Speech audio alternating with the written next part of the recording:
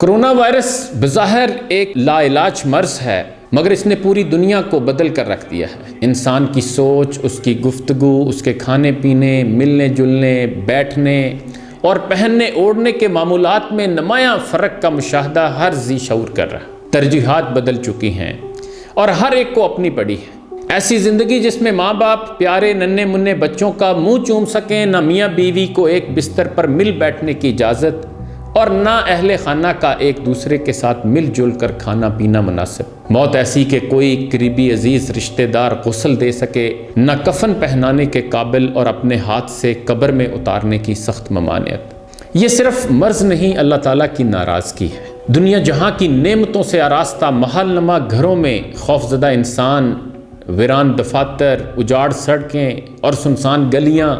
آزمائش کی اس گھڑی میں اگر ہم اپنے اللہ کو راضی کرنے کے لیے توبہ و استغفار اور عبادت، سخاوت اور رحم دلی کو شعار نہ بنائیں، بدستور نافرمانی، کمینگی اور سنگ دلی کی دیرینہ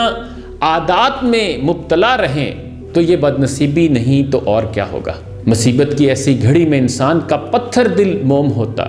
اور ذکر خداوندی کے علاوہ خدمت خلق کی ترغیب ملتی ہے۔ توبہ صرف یہ نہیں کہ ہم حقوق اللہ کی ادائیگی میں کوتاہی پر معافی مانگیں اور آئندہ نماز، روزے، حج، زکوٰۃ کی پابندی کا عہد کریں، بلکہ جھوٹ، مکر، فریب، بدعہدی، بددیانتی، ملاوٹ، ذخیرہ اندوزی، گراں فروشی، جعلی ادویات کی تیاری اور فروخت، دوسروں کی حق تلفی سے مکمل احتراز اور اللہ کے بندوں کے حقوق کی ادائیگی کا عہد ہی حقیقی توبہ ہے۔ اللہ تعالیٰ اپنے حقوق تو صرف اعتراف جرم اور نیک چلنی کی یقین دہانی کے ساتھ معاف کر دیتا ہے، لیکن حقوق العباد کی معافی اس وقت تک ممکن نہیں جب تک حق تلفی کا ازالہ نہ ہو۔ اپنے ہی بھائی بندوں کو ملاوٹ، گراں فروشی، ذخیرہ اندوزی سے نقصان پہنچانے والا شخص آخر کس سے معافی کا طلبگار ہوگا اور کس طرح حق تلفی کا ازالہ کر سکتا ہے؟ یہ ہم سب کو سوچنا چاہیے۔ جب کسی وبا کو اللہ تعالیٰ کی ناراضگی کا مظہر قرار دیا جاتا ہے تو اس کا مطلب یہی ہوتا ہے کہ خالق و مالک اپنے بندوں کی مکروہ حرکتوں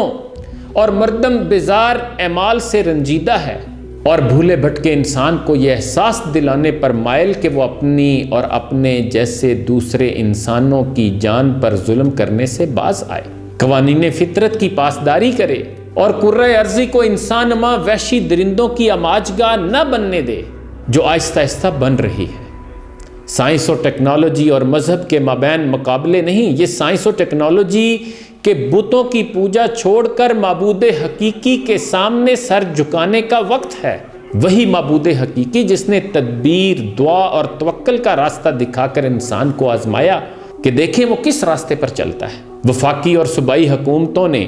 لاک ڈاؤن کا کڑوا گھونٹ بھر لیا، مگر ذخیرہ اندوزی، ناجائز منافع خوری اور گراں فروشی کے خاتمے کی مہم سست روی کا شکار۔ یہ سست روی بڑے خطرے کو جنم دے رہی ہے کہ کہیں یہ عوام دشمن مافیا غریب عوام کو بھوکوں مرنے پر مجبور نہ کر دے۔ تمام سیاسی جماعتوں کے ارکان اسمبلی بھی حلقہ انتخاب میں ضرورت مندوں کی خدمت کرنے کے بجائے اپنے دیرینہ مشاغل سے لطف اندوز ہو رہے۔ عمران خان اور دیگر قائدین انہیں بھی حق نمائندگی ادا کرنے کی ترغیب دیں کہ یہ ان کی ذمہ داری ہے۔ ضرورت مندوں کو اشیاء خورد و نوش گھروں تک پہنچانے کے لیے رضاکاروں کی بھرتی میں مزید تاخیر نقصان دہ ہے کہ غریبوں کے چولہے ٹھنڈے ہونے لگے ہیں اور بھوک کچی بستیوں میں ناچنے لگی ہے۔ کرونا کے مریض مسلسل یہ دہائی دے رہے ہیں کہ وہ مخصوص مراکز میں بدسلوکی کا شکار ہیں، اور جو لوگ گھروں میں سیلف آئسولیشن کے ذریعے اپنا علاج کرنے کے قابل ہیں انہیں بھی پولیس اہلکار زبردستی بھیڑ بکریوں کی طرح ہانک کر ان مراکز میں لے جاتے ہیں جہاں مناسب سہولتوں کا فقدان ہے اور مرض بڑھنے کا خطرہ ہے۔ جو سہولت صوبائی وزیر سعید غنی کو حاصل ہے وہ ان لوگوں کو دینے میں کیا حرج ہے جن کے ٹیسٹ پازیٹیو آئے مگر بظاہر تندرست ہیں اور اپنے گھر میں احتیاطی تدابیر اختیار کرنے پر آمادہ بھی ہیں۔ عمران خان اور وزراء اعلیٰ کے علاوہ دیگر حکام اس شکایت کا ازالہ کریں کہ قرنطینہ مراکز اور ہسپتال عوام کے لیے باعث سہولت رہیں، عقوبت خانے اور اذیت خانے نہ ثابت ہوں۔